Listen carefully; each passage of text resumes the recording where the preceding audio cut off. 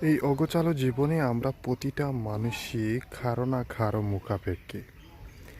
আসলে আমরা মানুষ হিসেবে কতটা অহংকারী হয়ে যাই সেটা আমরা বুঝতে পারি যখন হঠাৎ করে কোনো মানুষ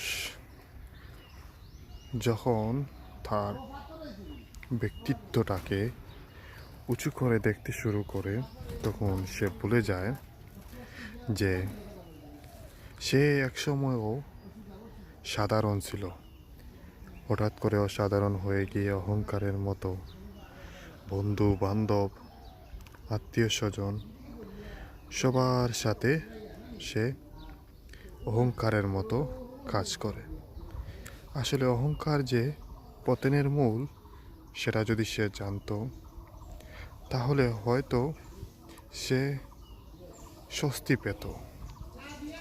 কিন্তু মানুষের যে অহংকার, সে অহংকারের কারণেই মানুষ ধ্বংস হয়। সো অহংকার থেকে বিরত থাকুন।